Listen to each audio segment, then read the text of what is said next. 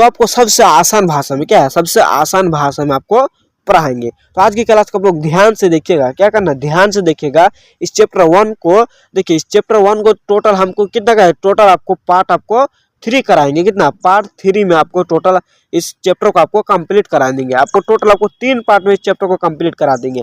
आज की पार्ट को देखकर आपको कितना एक हो जाएगा, आज के पार्ट कर लेंगे तो, और आपको दूसरा तीसरा पार्ट में आपको इस चैप्टर को कंप्लीट करा देंगे। उसके बाद हम आपको क्या कराएंगे, तो उसके बाद आपको कराएंगे क्या, सब्जेक्टिव क्वेश्चन। जब आपको पूरा थ्योरी कंप्लीट हो जाएगा, पूरा आपको चैप्टर थ्योरी कंप्लीट हो जाएगा, तो उसके बाद आपको क्या कराएंगे, सब्जेक्टिव क्वेश्चन कराएंगे। सब्जेक्टिव क्वेश्चन कराने के बाद आपको हम ऑब्जेक्टिव क्वेश्चन कराएंगे। क्या कराएंगे, सब्जेक्टिव क्वेश्चन जब आपको कंप्लीट हो जाएगा तब आपको ऑब्जेक्टिव क्वेश्चन कराएंगे, तब आपको पूरा के पूरा आपको ऑब्जेक्टिव क्वेश्चन आराम से बन जाएगा। जब आपको सब्जेक्ट और थ्योरी जब आपको कंप्लीट हो जाएगा तब आपको ऑब्जेक्टिव क्वेश्चन आपको याद करने की कोई भी जरूरत नहीं पड़ेगा।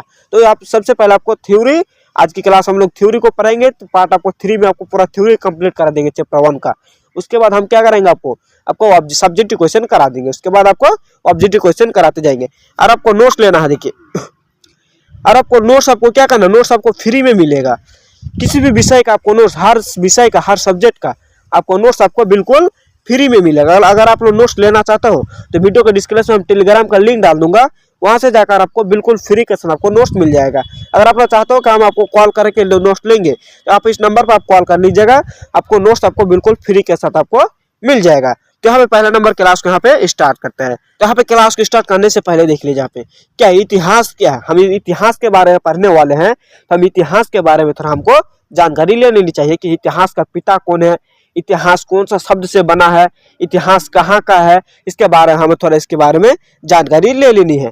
देखिए इतिहास क्या होता है, तो हिस्टोरी, देखिए हिस्टोरी ग्रीक शब्द क्या है, ये आपका ग्रीक शब्द से बना है। किस शब्द से, ग्रीक शब्द हिस्टोरिया से लिया गया है। कहाँ से लिया गया है, ग्रीक शब्द आपको हिस्टोरिया से ली गई है। कहाँ से, हिस्टोरिया से आपका ये ग्रीक शब्द आपको लिया गया है। अब देखिए जिसका अर्थ होता है क्या है, जिसका अर्थ होता है, इतिहास का अर्थ होता है, हिस्टोरी का अर्थ होता है पूछताछ। क्या होता है, पूछताछ। जो वास्तविक है, जो वास्तविक रूप में घटित होने वाले तत्व को होते हैं, बल्कि जो वास्तविक रूप में किसी चीज का घटित हो गया है, उसी चीज को अगर पूछताछ करेंगे, उसी चीज को ही क्या कहते हैं, इतिहास कहते हैं। क्या कहते हैं, इतिहास कहते हैं। इतिहास वह समय है, बल्कि इतिहास वह समय है जो बीत चुका है। क्या है, इतिहास वह समय है आपका जो बीत चुका है। पहले आपके इतिहास को वो समय है जो पहले आपका बीत चुका है, उसी को ही क्या कहते हैं, इतिहास कहते हैं। क्या कहते हैं, इतिहास कहते हैं। अब देखिए इतिहास का पिता कौन है, देखते हैं। अब देखते हैं आप इतिहास का पिता कौन है, देखते हैं। इतिहास का पिता कौन है, इतिहास का पिता हेरोडोटस को, किसको, हेरोडोटस को इतिहास का पिता कहा जाता है। तो इतिहास के बारे में हमें संपूर्ण जानकारी मिल चुकी है। अब देखते हैं आपको पहला नंबर चैप्टर के बारे में हम यहाँ पे आपको बताते हैं। अब उसके बारे में जानने से पहले अब इसके परिचय को देख लीजिए। क्या करना, उसका हमें परिचय जान लेना होगा। उसके परिचय क्या है, देखिए अगर आप लोग अभी भी हमारे चैनल को सब्सक्राइब नहीं किया हो तो हमें चैनल को जल्दी से सब्सक्राइब कर लीजिएगा। और आपको 2026 वाला बैच के, देखिए 2026 में आपको बिल्कुल फ्री के साथ आपको तैयारी किया जाएगा। आपको ये आपके पास एक भी पैसा नहीं लेंगे, आपको बिल्कुल फ्री के साथ आपको 2026 वाला बैच आपको तैयारी कराएंगे। सबसे अच्छा, सबसे बेहतर से आपको तैयारी कराएंगे। यहाँ पे देखिए इसका परिचय को देख लीजिए। क्या है इसका परिचय, यहाँ पे आपका परिचय क्या है, देखिए आज से लगभग 5000 वर्ष पहले, कितने वर्ष पहले, 5000 वर्ष पहले सिंधु घाटी के तट पर स्थित, क्या सिंधु घाटी के तट पर स्थित सिंधु घाटी सभ्यता विश्व के आरंभिक 4 प्रमुख सभ्यता में से, बल्कि 4 प्रमुख सभ्यता में से यह एक 4 प्रमुख सभ्यता में से एक थी। क्या थी, 4 प्रमुख सभ्यता में से एक था। अगर कोई एक ऐसा 4 प्रमुख सभ्यता था, सबसे अच्छा 4 प्रमुख सभ्यता में से यह एक सिंधु घाटी सभ्यता एक सभ्यता था। अब देखते हैं यहाँ पे, देखिए अब आगे क्या है, देखिए आपको सबसे आसान भाषा में आपको समझाएंगे। अब आता है यहाँ पे देखिए कि यह एक क्या है, यह एक नागरीय सभ्यता थी। क्या थी, सिंधु घाटी सभ्यता यह एक नागरीय सभ्यता थी। कौन सा सभ्यता थी, नागरीय सभ्यता थी। नागरीय सभ्यता मतलब होता है जिस नगर में कृषि करने वाले पशु चराने वाले उसी को ही क्या कहते हैं, नागरीय सभ्यता कहते हैं। क्या कहते हैं, नागरीय सभ्यता कहते हैं। अब इसका आगे यहाँ पे देखते हैं। अब आते हैं आपके, देखिए तो आप देखते हैं आगे क्या है, देखिए कि पुरातत्व द्वारा सर्वप्रथम हड़प्पा नगर की खोज की गई थी। बोले कि हड़प्पा नगर की खोज कब की गई थी, इसके बारे में हम आगे आपको बताएंगे। अब देखते देखिए पुरातत्व द्वारा, किसके द्वारा, पुरातत्व द्वारा आपको हड़प्पा सभ्यता की खोज, हड़प्पा नगर की खोज की गई थी। अभी आपका पुरातत्व क्या है, बल्कि पुरातत्व क्या है, पुरातत्व के बारे में हम आपको आगे डिटेल से पढ़ेंगे। इसके बारे में हम आपको थोड़ा थोड़ा यहाँ पे बता देते हैं।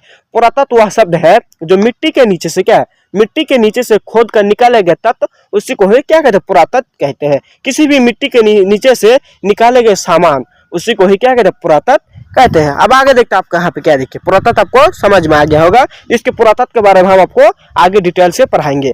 अब देखिए, इसीलिए इसे हड़प्पा सभ्यता भी कहा जाता है, बल्कि इसीलिए इसे क्या कहा जाता है, हड़प्पा सभ्यता भी कहा जाता है। अब बात करें इसकी, देखिए हड़प्पा सभ्यता, देखिए हड़प्पा सभ्यता की बात करें तो पंजाब के मोंटगोमरी जिले में स्थित है। कहाँ स्थित है हड़प्पा सभ्यता? पंजाब के एक मोंटगोमरी जिले है। कहाँ? मोंटगोमरी आपके एक जिला है, उस जिले में ही हड़प्पा सभ्यता स्थित है। अब देखते हैं आपका यहाँ पे क्या देखिए, हड़प्पा के पश्चात पुरातत्व ने इस सभ्यता के अन्य नागरों की बात करी है। अब यहाँ पे अन्य नागरों कौन कौन से, यहाँ पे देखिए, यहाँ पे पहला नंबर का मोहनजोदड़ो है, मोहनजोदड़ो, चनहुद्रो है, लोथल है, कलिभंगन है, रांगपुर है, अब आपका यहाँ पे रोपन है, आलमगीरपुर आदि है। इन सभी के बारे में आपको डिटेल से इसके आगे हम आपको पढ़ाएंगे। इस सब के बारे में डिटेल्स हम पढ़ाएंगे कि मोहनजोदड़ो का मतलब क्या होता है, चनहुद्रो का मतलब क्या होता है, इसके बारे में हम आपको डिटेल से आगे पढ़ाएंगे। चलते अब आगे क्या यहाँ पे देखते हैं। अब यहाँ पे देखिए, यह सभ्यता ये क्या है, यह सभ्यताएं त्रिभुजाकार क्षेत्र में फैली थी। क्या है त्रिभुजाकार क्षेत्र? क्या होता है त्रिभुजाकार क्षेत्र? मतलब यह सभ्यता एक त्रिभुजाकार क्षेत्र में फैला था। इस तरह का क्षेत्र में यह सभ्यता एक फैला था, त्रिभुज का क्षेत्र में फैला था। यह एक त्रिभुज हो गया, क्या होगा, यह एक त्रिभुज हो गया। इस तरह का क्षेत्र में हड़प्पा सभ्यता फैला था। अब आते हैं यहाँ पे पुरातत्व क्या है। हम आपको बोले ना कि पुरातत्व के बारे में हम आपको आगे डिटेल से बताएंगे। अब आते हैं यहाँ पे आपको पुरातत्व क्या है। देखो पुरातत्व क्या है, तो पुरातत्व का अर्थ होता है क्या, पुरातत्व का अर्थ होता है कि मिट्टी के नीचे से क्या है, मिट्टी के नीचे से खोद कर निकाले गए सामान, खोद कर निकाले गए सामान जो अतीत के लोगों के बारे में जानकारी दे। क्या अतीत के लोगों के बारे में जानकारी दे, उसी को ही क्या कहते हैं, पुरातत्व कहते हैं। इसे ही पुरातत्व कहते हैं। मतलब पुरातत्व ऐसा सामान जो मिट्टी के नीचे से खोद कर निकाले गए हैं, क्या मिट्टी के नीचे से खोद कर निकाले गए हैं। जब आपको आने वाला पीढ़ी जो आएगा, जब हम लोग मर जाएंगे तब वो आने वाला पीढ़ी जब आएगा उसके बारे में जानकारी दे, उसी को ही क्या कहते हैं, पुरातत्व कहते हैं। अब देखते हैं इसका आगे क्या है। अब आता है आपका यहाँ पे देखिए, हड़प्पा सभ्यता क्या, हड़प्पा सभ्यता सिंधु घाटी सभ्यता को जानने वाले। देखिए यह हड़प्पा सभ्यता और सिंधु घाटी सभ्यता आपके एक ही सभ्यता है। क्या है, एक ही सभ्यता है। अब देखते हैं इसके बारे में। देखिए प्राचीन भारत में क्या, प्राचीन भारत की पहला सभ्यता हड़प्पा सभ्यता थी।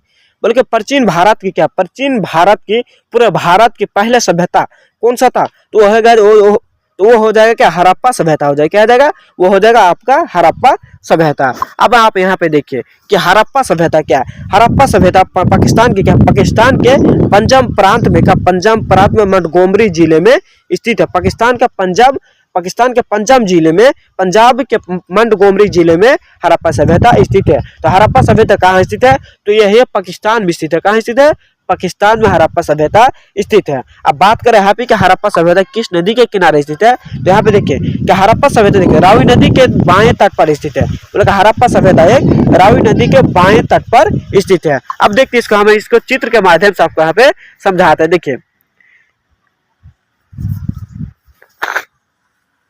क्या बोला है, तो हड़प्पा सभ्यता रावी नदी के बाएं तट पर स्थित है। देखिए यहाँ पे देखो आपका यह क्या है, यह आपका रावी नदी है। अब रावी नदी के बाएं तट पर, आपका बाएं तट पर क्या हड़प्पा सभ्यता है। क्या है, यह आपका रावी नदी यहाँ पे हो गया ना, यहाँ पे आपका रावी नदी है। अब इसके बाएं तट पर यहाँ पर यही आपका बाएं तट है, बाएं तट पर हड़प्पा सभ्यता स्थित है। अब आपको इस चित्र के माध्यम से समझ गया हो गया। यहाँ पे देखिए, यहाँ पे क्या मोहनजोदड़ो है, कलिभंगन है, रोपन है, इस सब के बारे में आपको डिटेल से पढ़ाएंगे। तो अब आप चलता आगे क्या आपके देखिए, यहाँ पे देखा आगे आप क्या है देखिए। अब आता है यहाँ पे देखिए लगभग 2600 और 1900 क्या, 2600 और 1900 ईसा पूर्व के बीच इसका काल निर्धारण किया गया था।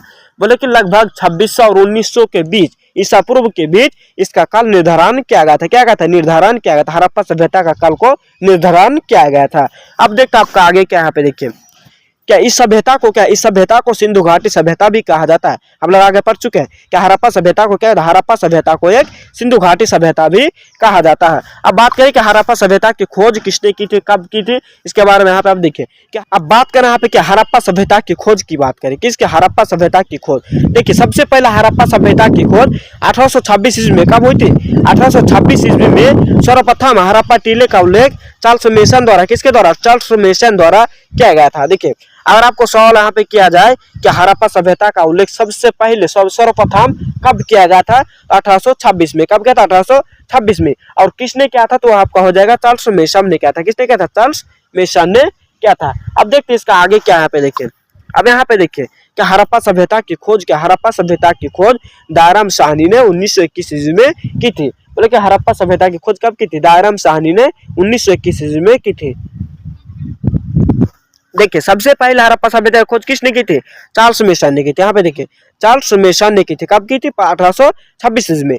तब यह किसने? चार्ल्स मेसन ने पूरी तरीके से हड़प्पा सभ्यता की खोज नहीं कर पाया था। तब दूसरी बार दाराम साहनी ने, किसने? दाराम साहनी ने हड़प्पा सभ्यता की खोज 1921 ईस्वी में की थी। कब की थी? 1921 ईस्वी में की थी। आप देखते हैं आपका यहाँ पे क्या कि दूसरी वर्ष, उसकी दूसरी ही वर्ष मोहनजोदड़ो की खोज, किसकी? मोहनजोदड़ो की खोज रखालदास बनार्जी ने, किसने? रखालदास बनार्जी ने 1922 ईस्वी में की थी। कब की थी? मोहनजोदड़ो की खोज आपके 1922 ईस्वी में की थी। और अगर आपको यहाँ पे क्लास को अच्छा लगे तो क्लास को जल्दी से आपको दोस्त लोग यहाँ पे शेयर कर देना। आपके दोस्त लोगों के ग्रुप में, अपने दोस्त लोग के जो भी ग्रुप है उस ग्रुप में आपको यहाँ पे इस क्लास को शेयर कर देना। अब आपका आगे यहाँ पे देखिए, देखिए हड़प्पा क्या? हड़प्पा मोहनजोदड़ो को जुड़वा राजधानी भी कहा जाता है। आपको ऑब्जेक्टिव में पूछेगा कि हड़प्पा और मोहनजोदड़ो की जुड़वा राजधानी कौन? बोले कि मोहनजोदड़ो की जुड़वा राजधानी, हड़प्पा और मोहनजोदड़ो की जुड़वा राजधानी भी इसे कहा जाता है। हड़प्पा और मोहनजोदड़ो को जुड़वा राजधानी भी कहा जाता है। अब आगे देखते हैं, आगे आपका यहाँ पे क्या देखिए, इनके बीच की दूरी, किनके बीच की दूरी? हड़प्पा और मोहनजोदड़ो के बीच की दूरी आपको 670 किलोमीटर है। कितनी है?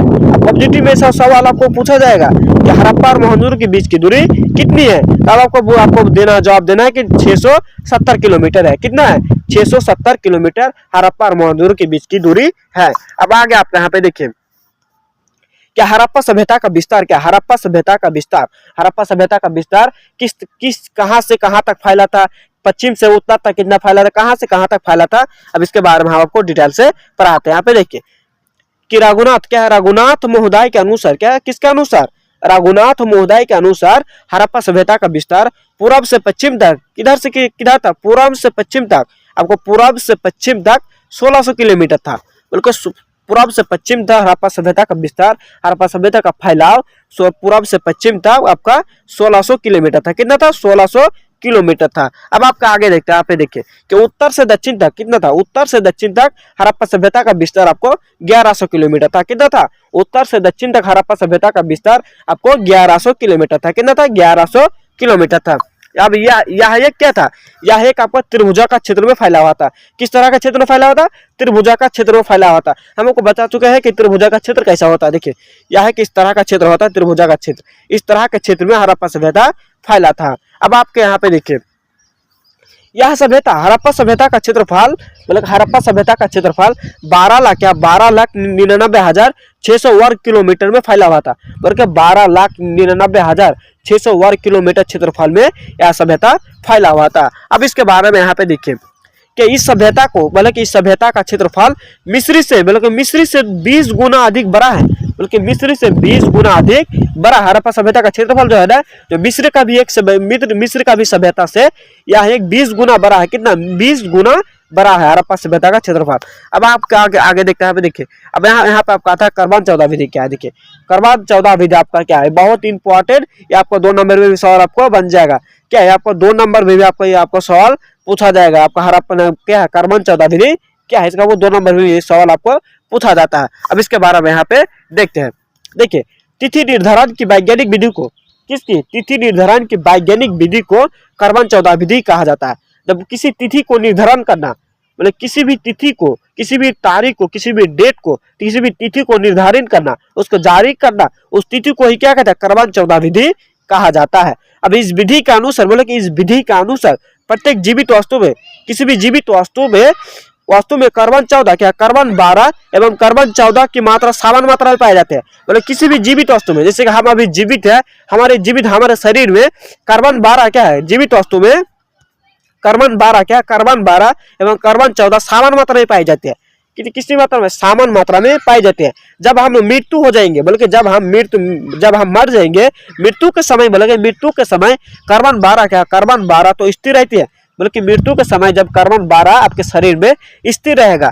अब आपको देखते हैं कार्बन 14 की मात्रा, अगर आपको मगर कार्बन 14 की मात्रा आपके शरीर से क्षय होने लगती है, मतलब आपके शरीर से खत्म होने लगते हैं, इसको वही कार्बन 14 विधि कहा जाता है। अब कार्बन 14 विधि को आपको समझ में आ गया होगा। कार्बन 14 विधि क्या होता है? कार्बन 14 विधि तिथि निर्धारण की वैज्ञानिक विधि को क्या कहते हैं? तिथि निर्धारण की वैज्ञानिक विधि को कार्बन 14 विधि कहा जाता है। इसका आप जिसके क्या प्रत्येक जीवित वस्तु में कार्बन 12 कार्बन 12 और कार्बन 14 समान मात्रा में पाए जाते हैं। और मरने के बाद कार्बन 12 तो स्थिर रहते हैं, जब आपको मर जाएंगे तो कार्बन 12 स्थिर रहेगा और कार्बन 14 खत्म होने लग जाएगा, क्षय होने लग जाएगा, तो इसी को ही कार्बन 14 विधि कहा जाता है। अब आते हैं आपके बारे में, देखिए कि कार्बन 14 विधि की खोज किसने की थी? बोले कार्बन 14 विधि की खोज किसने की थी? देखिए तो कार्बन 14 विधि की खोज BF लीवी द्वारा 1946 में की गई थी। किसके द्वारा? तो BF लीवी के द्वारा। आपको यही सब आपको सवाल में आपको ऑब्जेक्टिव में आपको ये सब सवाल आपको पूछा जाएगा। तो इसकी खोज आपको 1946 में